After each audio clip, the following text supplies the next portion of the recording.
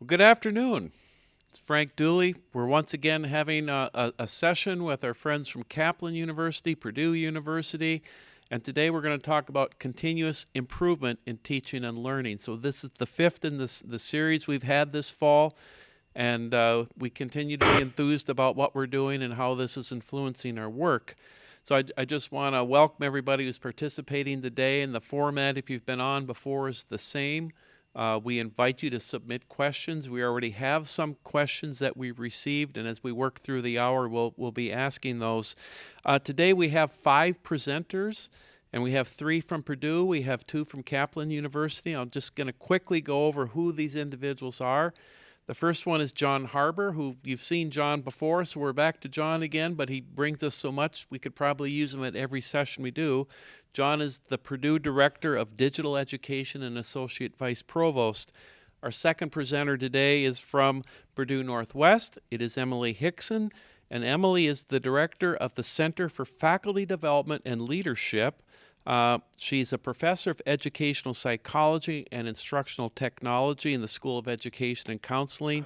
Her PhD is from this other school in Indiana we call IU Bloomington. So we'll let that go.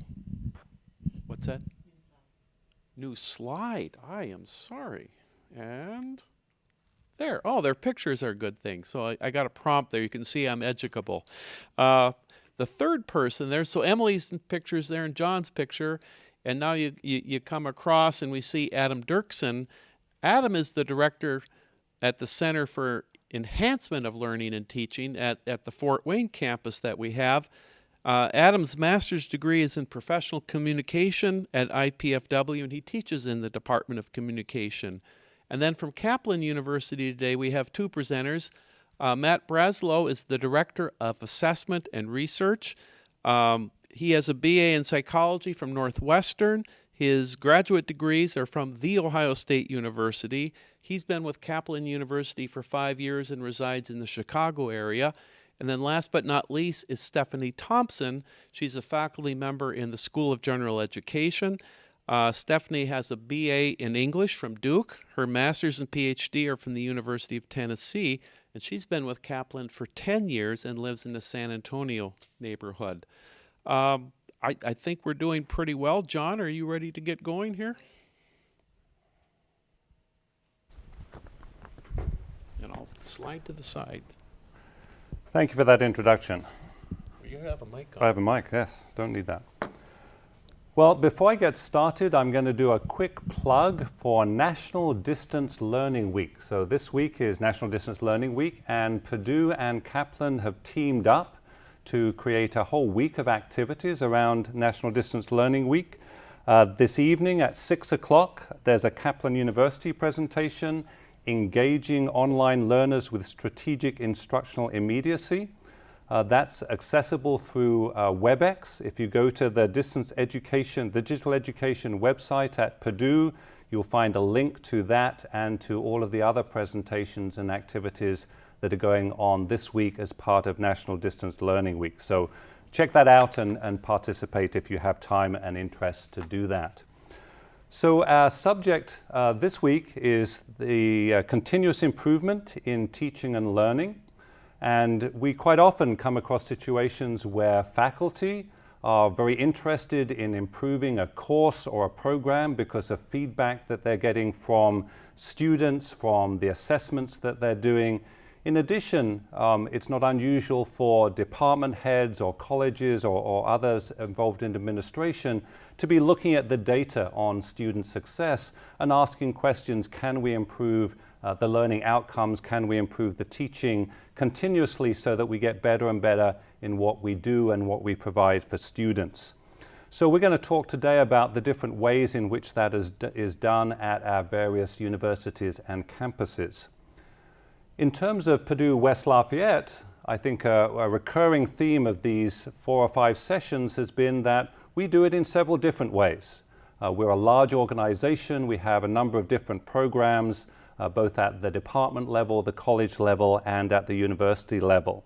So continuous improvement in teaching and learning is initiated and supported in several different ways and involves a wide range of people: the instructors, instructional designers, the units, and larger institutional structures.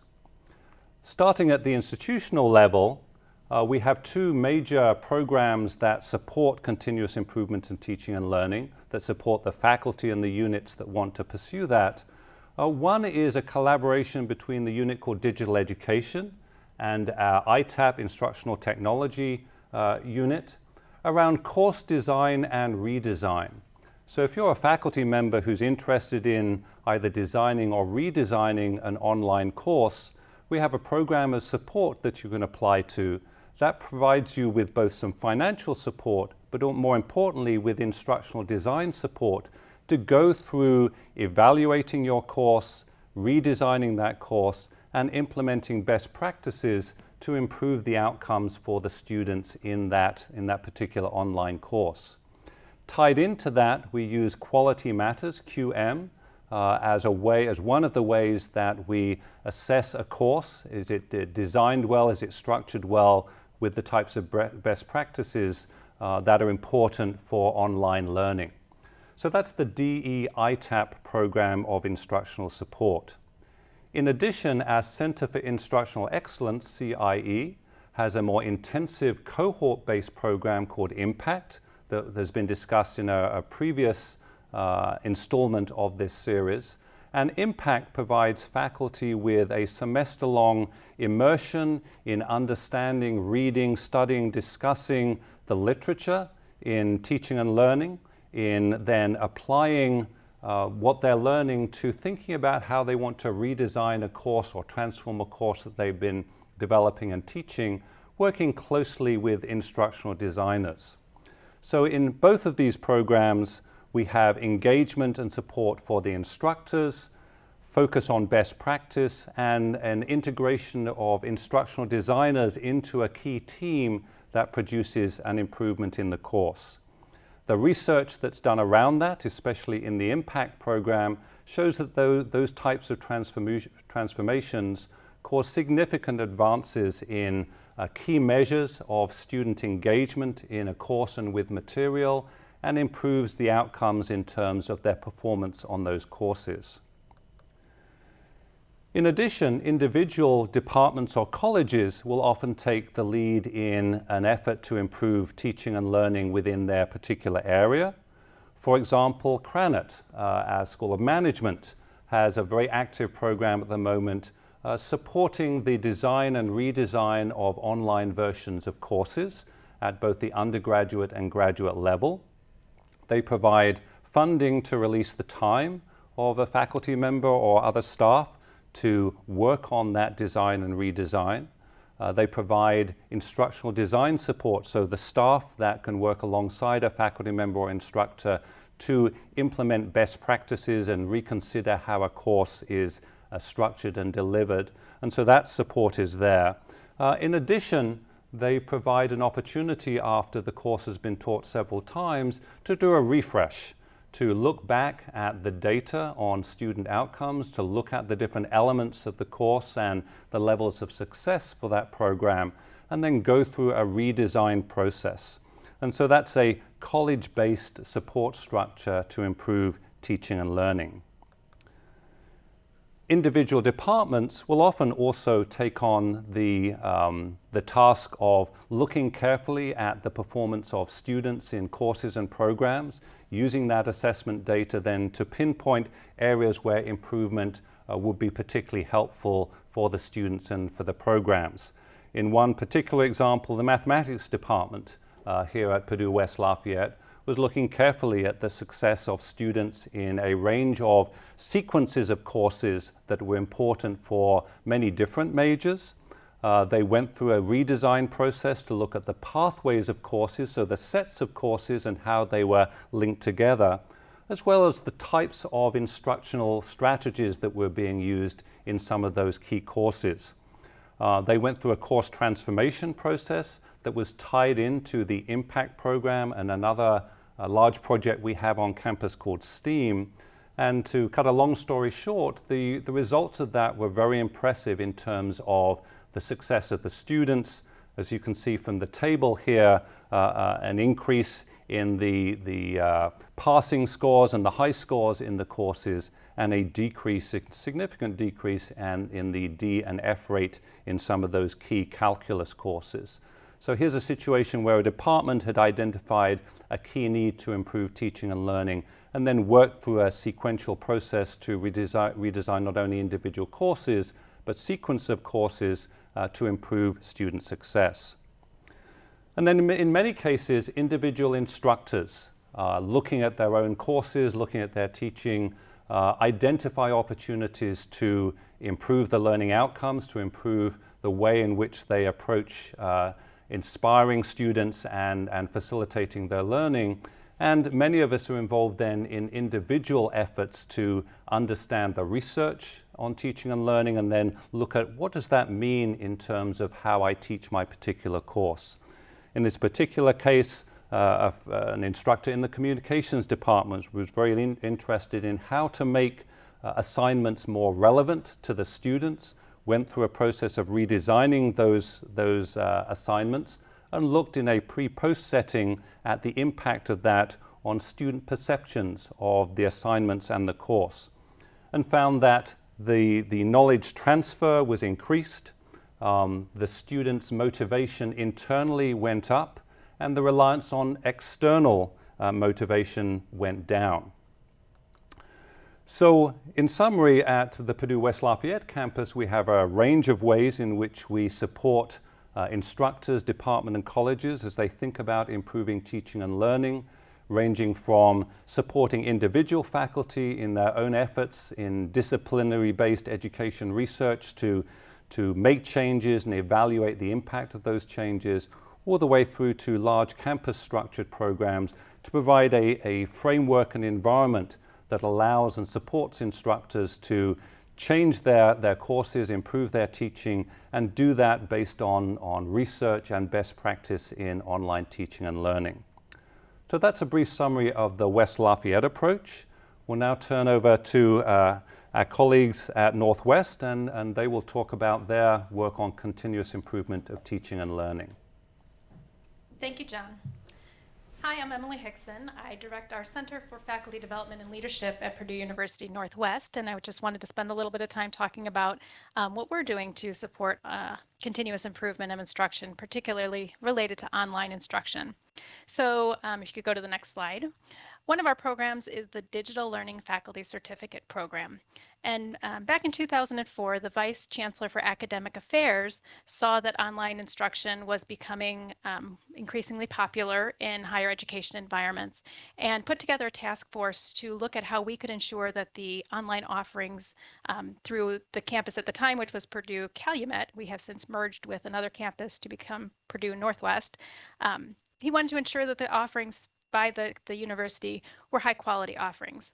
So that task force developed a program which was called the Distance Education Mentoring Program, and it started in 2006, really focused on the design of online and to some extent hybrid courses. That program has since evolved into our Digital Learning Faculty Certificate Program. Several years ago, the Vice Chancellor decided that he saw the benefits of the program beyond just the development of those online courses and wanted to make it available to all faculty, no matter what format they were teaching in, especially for new faculty. So the program morphed a little bit, and it now works with faculty to develop or redesign a course to be fully online, hybrid, or technology enhanced, which would still be having all the face-to-face meetings, but a significant online presence. It is a cohort-based mentoring program, so faculty work through the program with a faculty peer mentor who has been through the program and or is Quality Matters certified. And we've had over 200 of our faculty participate in this program, so we have a critical mass, which is also starting to change the discussions on campus related to teaching and learning. Next slide. Like Purdue West Lafayette, we also rely heavily on the Quality Matters framework for our program. We use it to help the design process throughout the development process as kind of an objective set of standards and checkpoint that our mentors can work with their peer colleagues to help ensure that the courses they're developing are of a high quality. And then at the very end of the program, as they're teaching the course, we use that to assess the quality of the courses that were designed.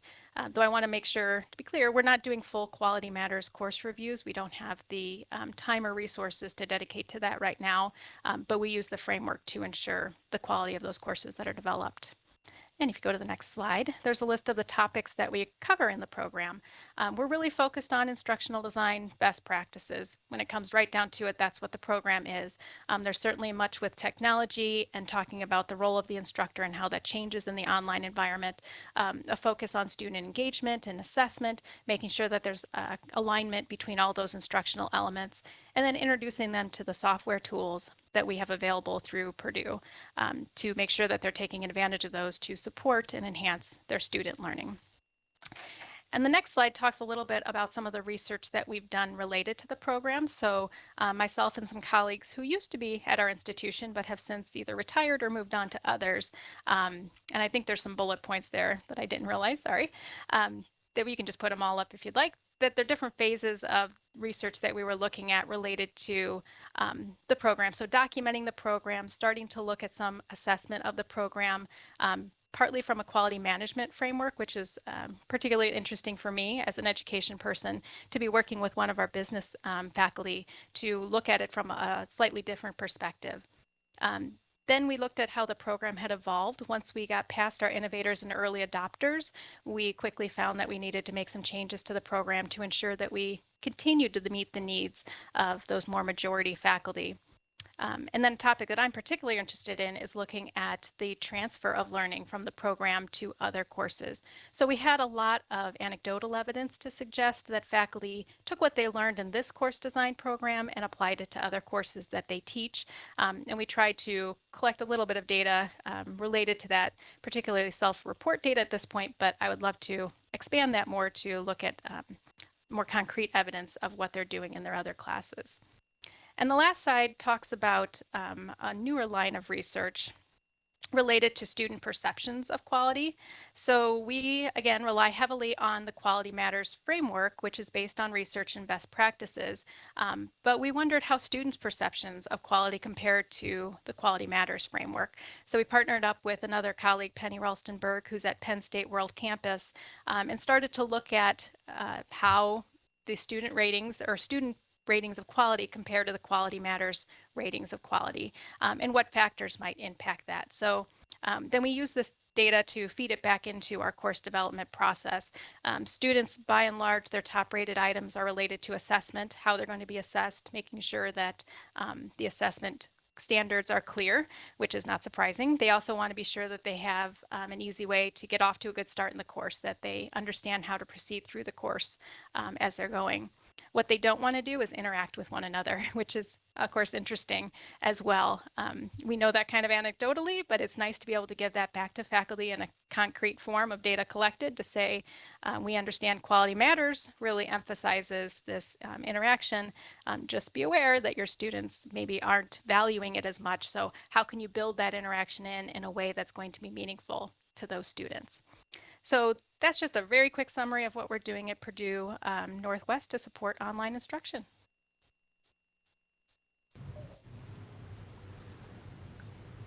Okay, I think I'm up. Just to make sure, can you hear me? Yes, we can. Excellent. I've done too many of these where I started talking and I was talking to myself before someone told me. So my name is Adam Dirksen. I'm the director for the Center for the Enhancement of Learning and Teaching. You will hear me refer to that as CELT. And I am at Indiana University, Purdue University, Fort Wayne, which you will hear me refer to as either IPFW or PFW, because we will soon be PFW. Kind of confusing times around here. Go ahead and go to the next slide, please. CELT is a small office. There's only really 4.5 of us in this office.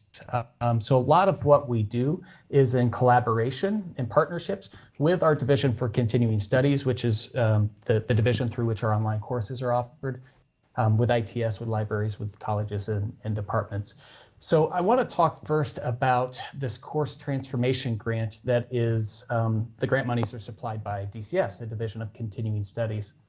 We have a group of instructors on this campus that started back in 2008. Were asked by CELT to go through the Quality Matters training. They became certified Quality Matters reviewers, and then they began reviewing courses, online courses across campus. Relatively quickly, go ahead and go to the next slide. I'm going to ask you to bump back to this one in just a second, but go ahead and move to the next slide now.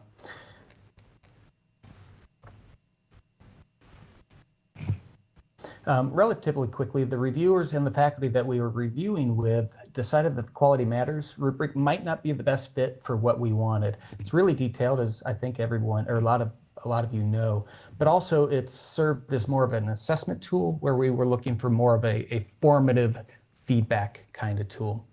So the online course design review team got together and we developed our own IPFW standards. And again, as Emily kind of talked about, the same is true in Fort Wayne. It's based off of the framework of the Quality Matters rubric, just in a way that allows us to provide more kinds of feedback.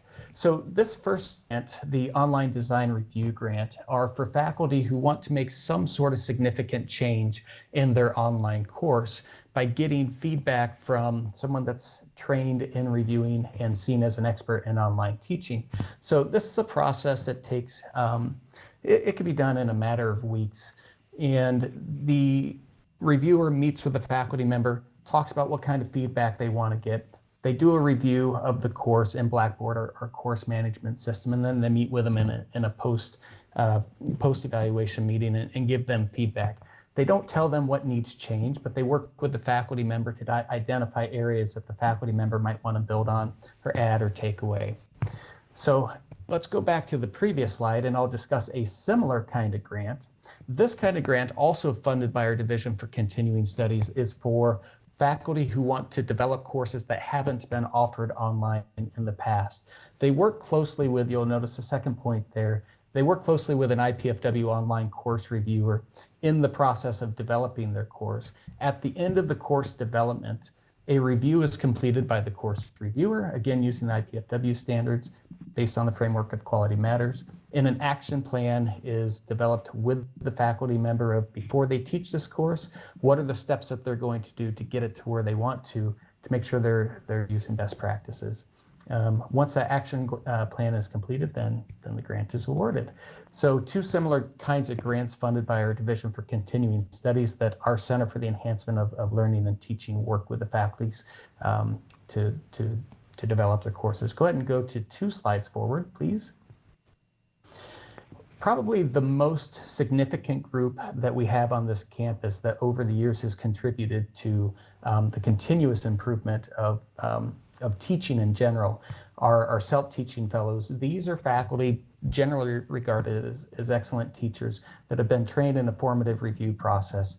They review face-to-face courses, hybrid courses, online courses, any and all of the above.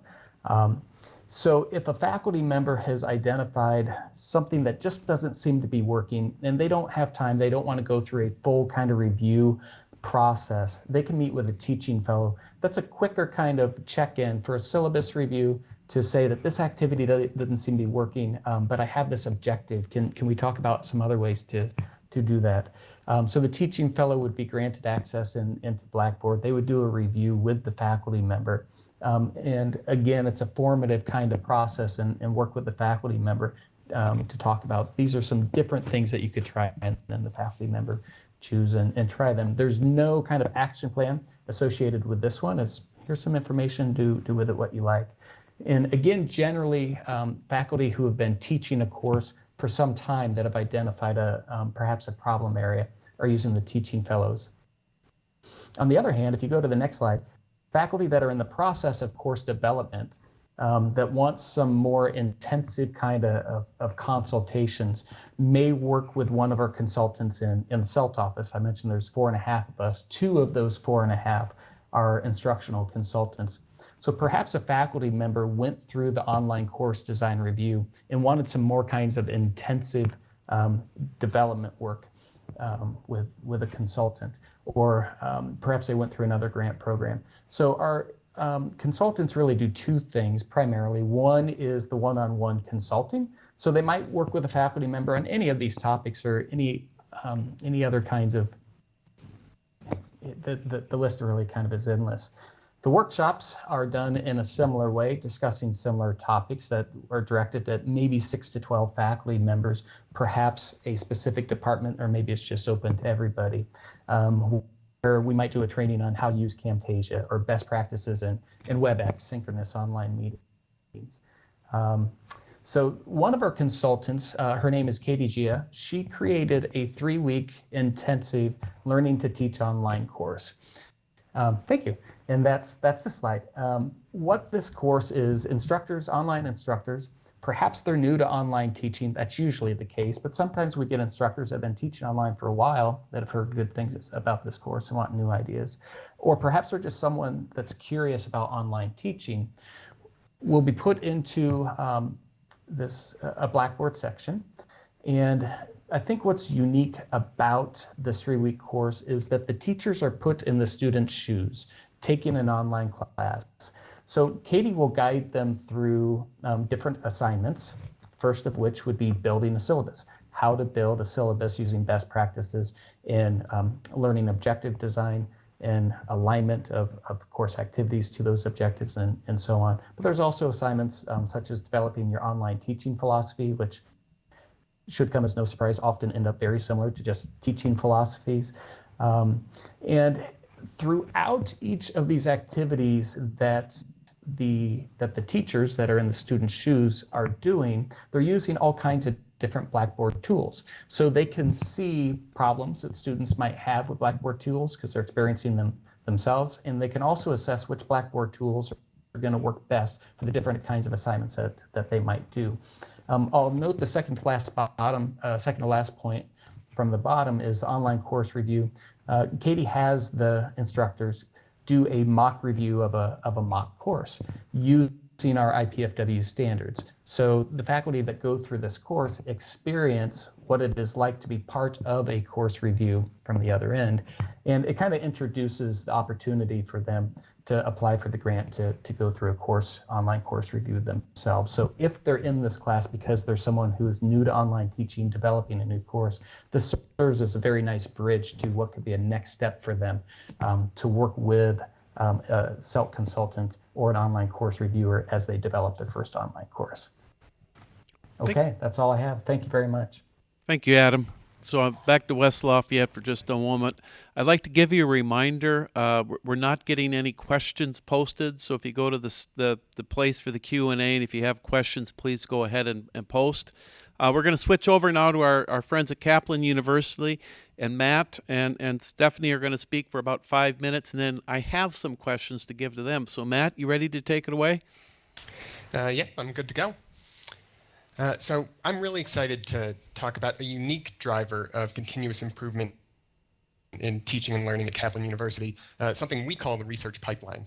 The research pipeline is a structure through which we experimentally test interventions designed to improve student learning and persistence. When I say a structure, I'm really talking about a small team with a discrete process and set of steps for designing, conducting, and reporting on studies. As it turns out, Kaplan University is extremely well suited for this systematic approach to research. For one, we have 14 undergraduate term starts every year. That means we can test more quickly and iterate more often. It's also the case that most incoming students are starting off in one of a relatively small number of introductory courses, allowing us to test interventions among hundreds of students by tapping just a few different courses at a time. In terms of what we test, generally speaking, we're drawing on ideas sourced from academic journals in fields like social psychology, education, and cognitive science. So this is very much an effort in applied research. A lot of the research in these fields comes from experiments conducted in these highly constrained laboratory environments with the more traditional 18 to 22-year-old student population. So we often try to determine whether this work will actually generalize to a non-traditional student population in an online environment. As we conduct studies and report on the results, we share those reports internally with our leadership and with academic teams so that they're aware when we discover best practices or when we fail to do that. There's also an opportunity for us to share more with the broader research community about potential boundary conditions on some of the widely published effects. Finally, we act as gatekeepers of a sort in that we do make recommendations about what actions should follow the research. We may conclude that we need a strict replication of a study before we have enough confidence to implement something at scale, or we may find promising results, but recommend that we revise the research design and retest. Or in a number of cases, we might conclude that the results suggest we should just stop a certain line of research altogether. If we can move on to the next slide. I've listed a number of the studies we've run through the research pipeline. This is by no means a comprehensive list, but it should be enough to give a flavor for the breadth of work that we do. Starting on the left with adaptive learning, or what might be called adaptive/interactive learning, we obviously have a number of publishers and ed tech companies approaching us with their latest and greatest stuff, but they often don't have much in the way of evidence to support that students benefit from access to these products.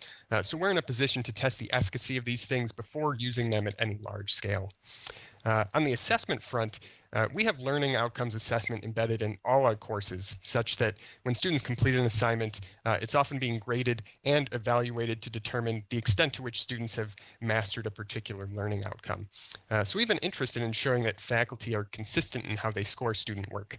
So we've tested several interventions to improve that consistency, such as administering a brief online training on assessment, having faculty actually score for the mastery of learning outcomes prior to grading, and providing faculty with access to anchor papers or sort of exemplars of particular scoring categories for a given assignment. The third grouping here, learning and teaching strategies, this includes things like expressive writing, where we attempted to improve exam performance by reducing anxiety through a writing exercise, self-regulation, where we were having students create implementation intentions or a sort of if-then plan to address when and how they would complete their coursework, and what they would do if certain obstacles came up. And then also flipped classrooms, where the traditional classroom model was inverted such that our weekly synchronous seminars were used for students to work on an upcoming assignment with guidance and feedback from faculty. Motivation is probably the largest area of research for us, and for a number of studies in this category, we've actually collaborated with researchers at other universities in order to benefit from their expertise. So for about 4 years, we worked with Dr. Todd Rogers, a researcher at Harvard, on what he calls the Study Supporter Program, which involves sending text messages about school-related topics to a student's selected friend or family member as a means to encourage the student, but also enable conversations between those two people about schoolwork. And some of the most significant ongoing collaborative projects in this area are Possible Selves.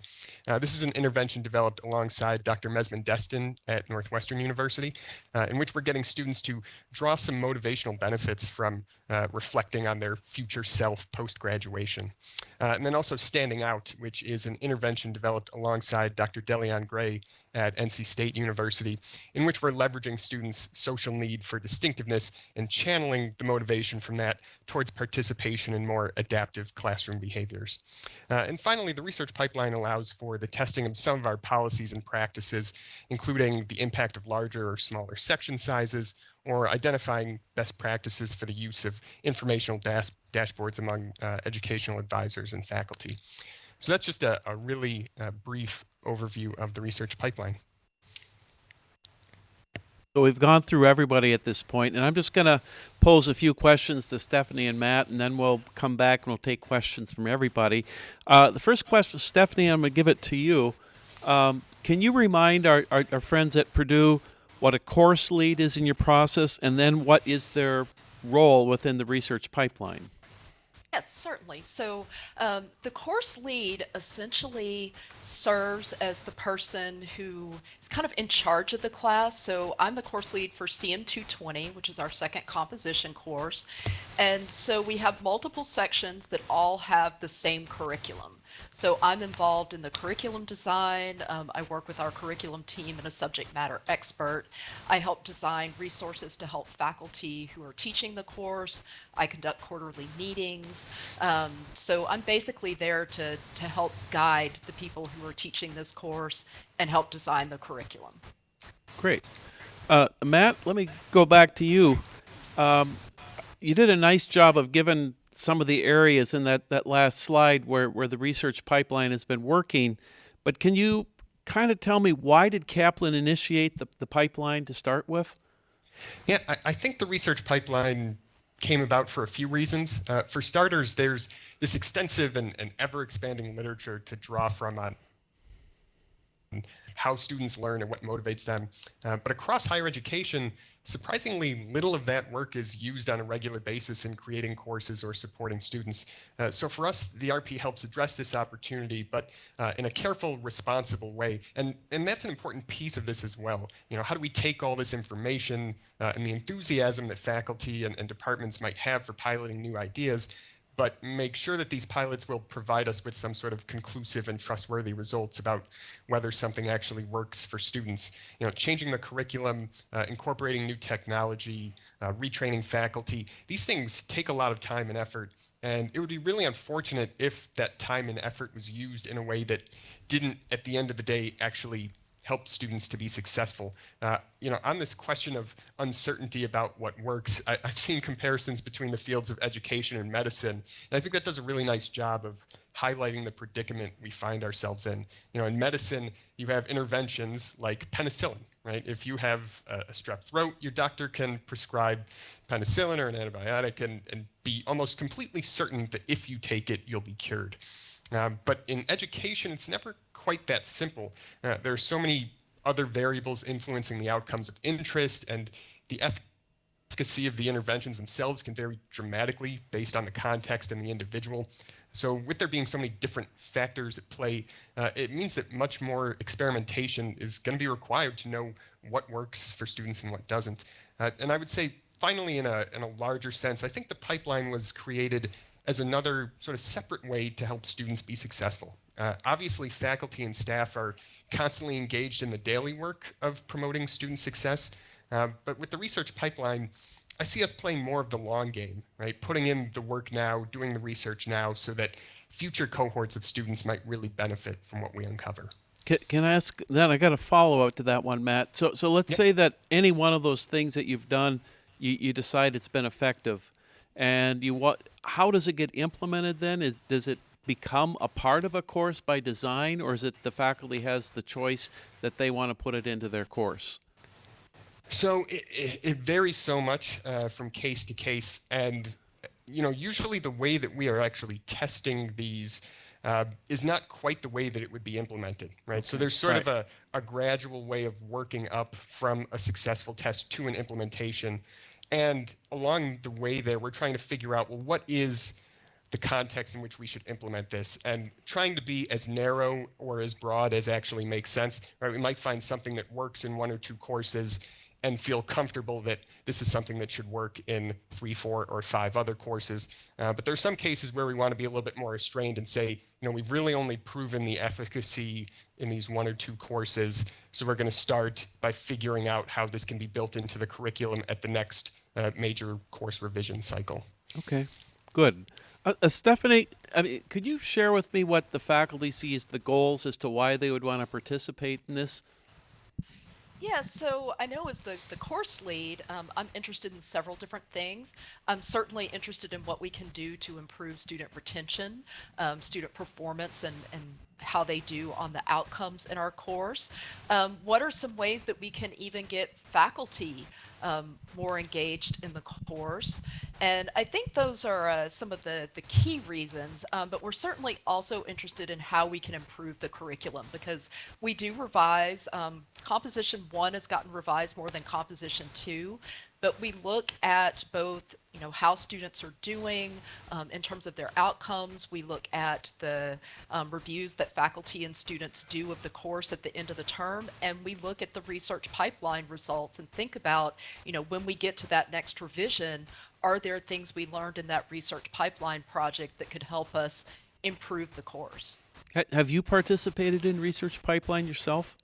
Yes, I have. As the course lead for 220, I've worked with Matt on a number of different research pipeline projects.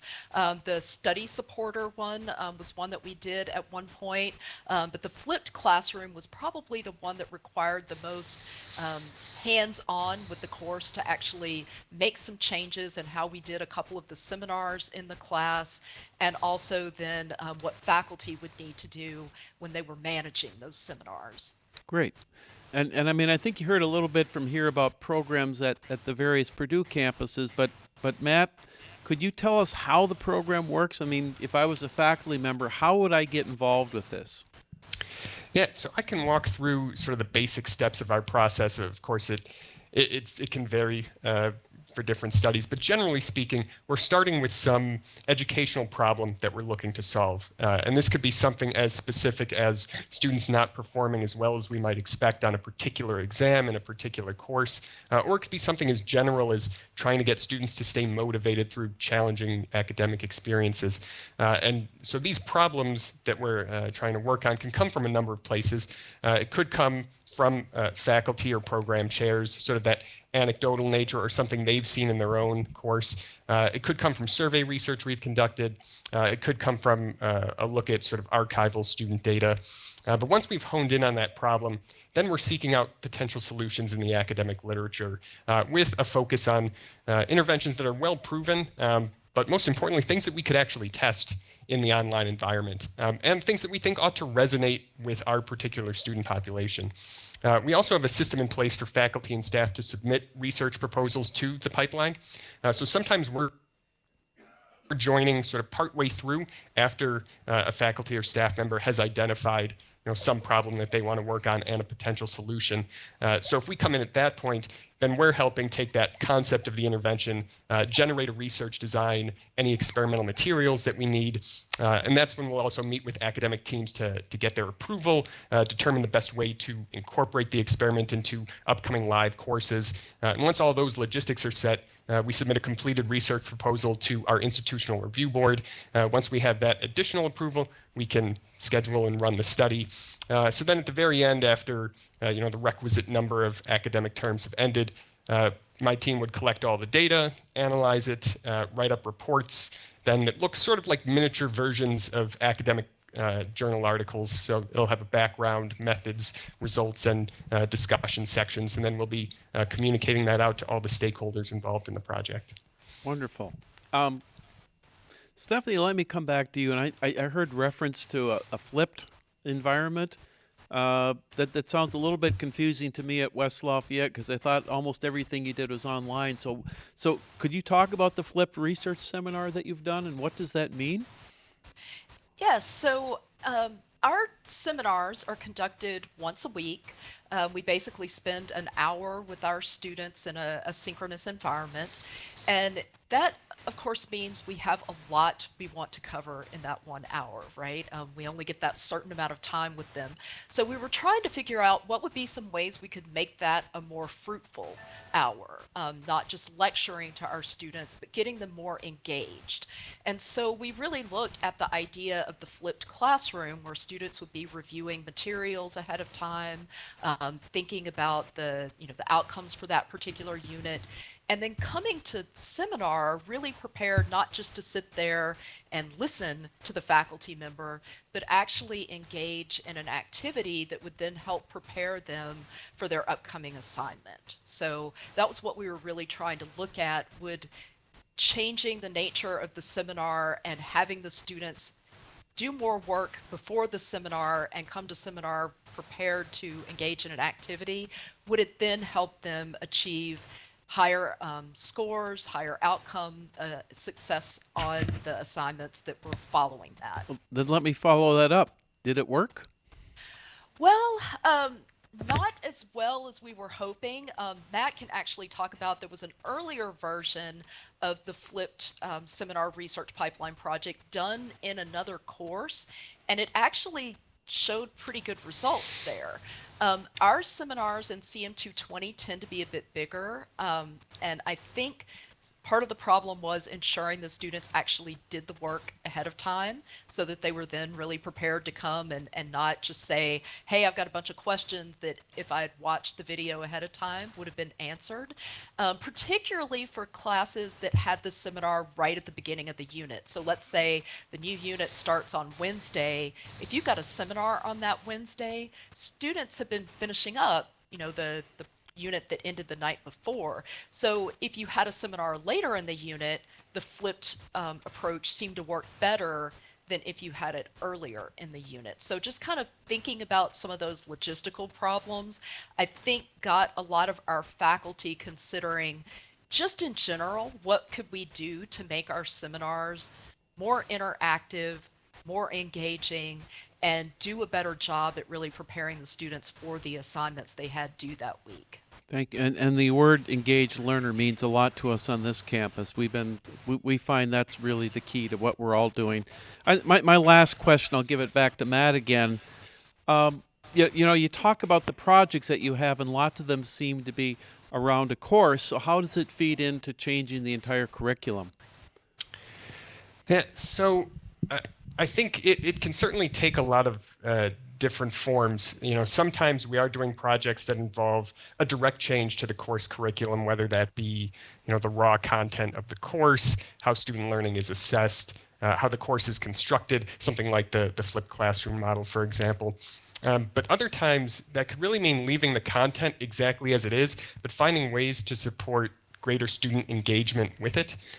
So I would say that we're engaging in projects which touch on both improving the curriculum and how students consume it, but ultimately with a focus on the outcomes of students. And I would say that again, our goal here is to collect the information we need to determine whether some change to curriculum is likely to be a meaningful improvement. So that's really what we're trying to target. All right, thank you very much. We have any more questions, Jean? We certainly do. Concerning Emily's presentation, we heard about a set of journals in which results of research were published. Now, with the research pipeline, we also have a lot of findings that could benefit other people. So are the reports or publications on this research pipeline available from Kaplan? So at the moment, the reports that we produce are internal but accessible by everyone at Kaplan University. We have not yet published in a peer-reviewed journal something based on research pipeline work, though some of our collaborative partners, we've had very successful studies, and they're currently preparing some submissions. Would that be true for the others? Emily, for example? Emily, are you Back. there you go. I don't know if you can see me though. Yeah, so we have published a lot of the work that we've done and part of that collaborative research team looking at both the program and the quality matters, the student perceptions of the quality matters. And those citations were on, or at least journals were on the slides. Right. Okay. Another one, Jean? Challenges that are faced for creating or improving online courses, and how are they being addressed? And that's a question I think all 5 of you should take a stab at. Anyone go first, right? I missed the first part of the question. Could you repeat it, please, Jean? Certainly. What are the biggest challenges to creating and improving the online courses, and how are they being addressed? This is Adam. I can take a quick stab at it. One of the biggest challenges that we found was that faculty would go through a review process, which in some cases, actually most cases, can be quite extensive and take a lot of time from the faculty member and the course reviewer or the consultant. And we would get positive feedback, but then we would go back and review the course and nothing was changed, or very little was changed. So tying grant money to completion of an action plan and then actually showing that you've completed the action plan was really helpful to us. And let me go off so with the impact program, the first year we did it, we gave the money the faculty up front, and we discovered that some took the money and ran, and we didn't get much. So now we dole the money out in 3 payments depending upon meeting milestones. So others want to talk about the barriers you encounter. This is Emily, and I can agree with everything that Adam and you've said about the incentives. We've definitely struggled with that as well in trying to incentivize faculty. Right now, our program has a course release because we found that time is one of their biggest challenges, but they get that course release at the front end of the program. So like you said, if they choose not to participate as fully as they could, we really don't have much of a carrot to stick in front of them to get them to that finish line. Okay. Anyone else? John? I guess from a sort of administrative perspective, I'd echo those points. Getting faculty engaged and finding ways to provide them with the time and resources to do that is really important. I mean, the bigger issue behind that is that most of our faculty and instructors, were not, didn't learn through online learning in the first place. That wasn't their experience. They hadn't been trained ahead of time in online pedagogies. So providing the instructors, the faculty with the support to learn about best practices and research in online learning is really important so that they have a foundation to then develop and teach highly effective courses. So that's the sort of overview perspective. And then in terms of online courses themselves, I think some of the biggest barriers we're seeing or biggest challenges we're seeing are around issues of teamwork for students in online courses, where people have traditionally had very intensive lab experiences. I think often instructors struggle to think, how will I do that in an online learning environment? And then dealing with issues of scale. If you have a very large number of students in a course, how do you make assessments and interactions work such that individual students feel like they have a lot of interaction with the instructor, but from the instructor's perspective, it works at scale as well. And that's one of the things at Kaplan, you've done a good job at limiting the size of your courses, so I think you control for that probably better than we do. Matt or Stephanie, you have any reaction to this comment or observation? I'll take Jean. Next question. Okay, this one's pretty specific. At KU, we cannot make individual changes to courses, so how would this work for us? And who is us? Is that at KU?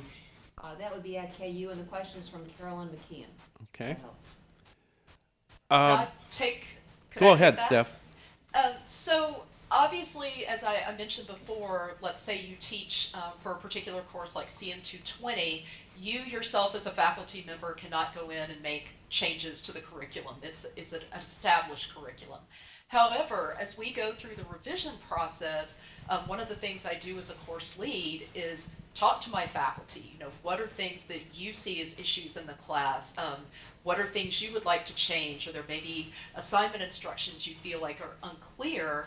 So we really encourage the faculty to get involved as we are discussing changes. And part of that comes from getting feedback from students as well.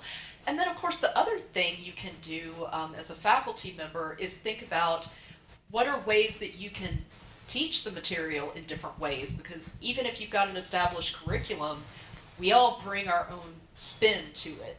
So getting together with other faculty members and talking about best practices, what kind of approach to an assignment seems to get students the most engaged with it and successful in completing that assignment. And we actually have a Google community for our CM220 faculty so that we can exchange ideas and share best practices in between the quarterly meetings we have. How many people would be in that group? We've probably got 40 or 50 people in Okay. the Google community, I think. Yeah.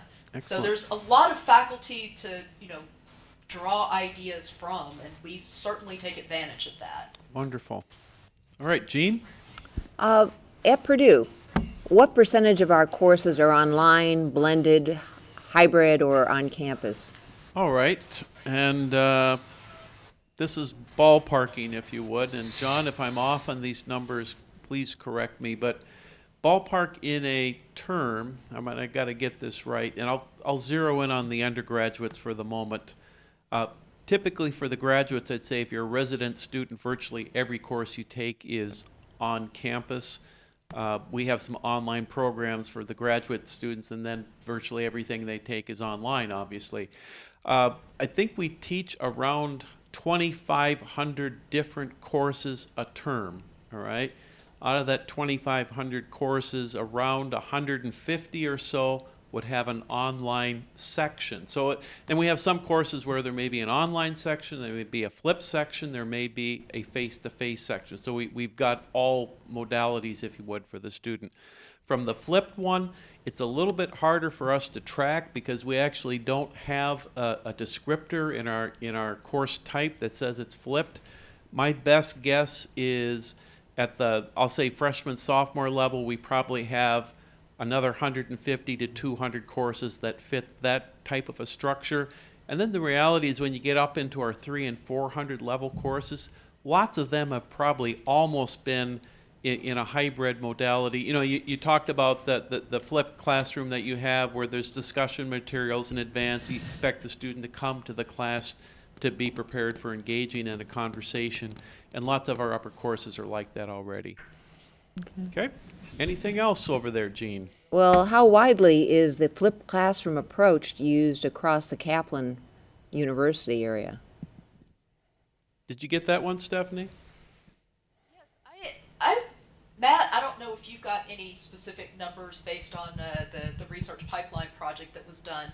I would say a lot of Kaplan faculty use elements of the flipped classroom. I know certainly in CM 220, students have learning activities they're supposed to complete, you know, before they do the discussion and assignment for that week. If they were to view all of those materials prior to seminar, it would be very easy to do a flipped seminar, but a lot of them don't, especially if the seminar is on that Wednesday or Tuesday or Wednesday or Thursday when the unit begins.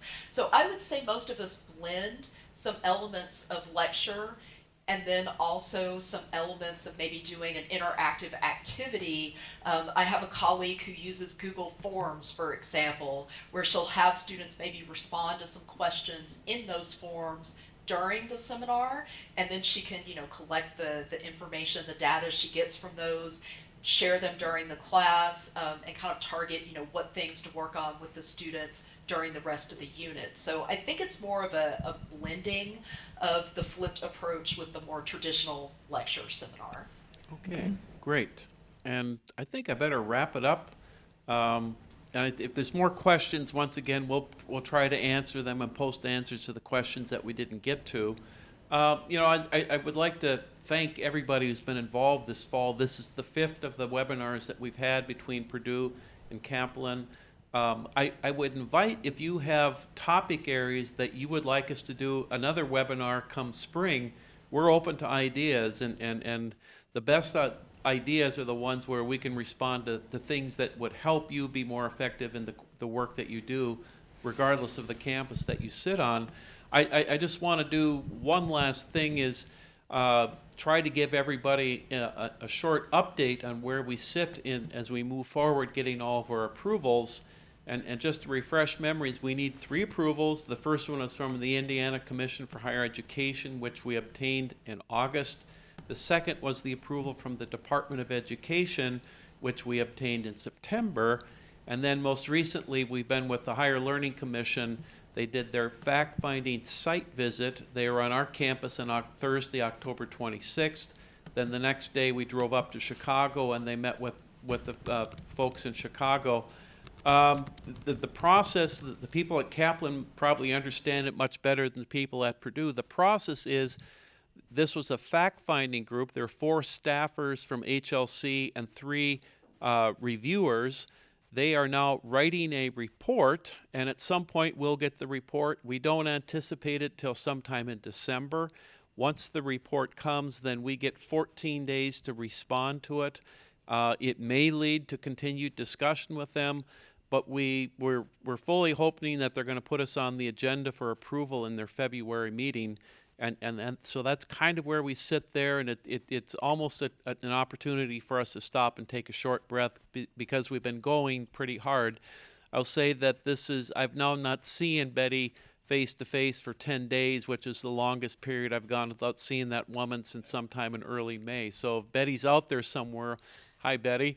You know, and I just want to once again wrap up with a thank you. I think one of the most important things we do in our teaching, whether it's a face-to-face or if it's an online or if it's a flip version, is one of the perversities of teaching is you work really hard about it, and as a teacher, you care a great deal about it.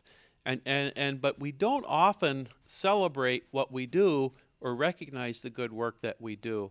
And I think one of the more important things we can do in these conversations is help each of us become a better teacher by exposing us to new ideas and new ways to approach being more effective with our students. So the notion of continuous improvement in the work that we have in our courses is critical to everything we do at all of our campuses.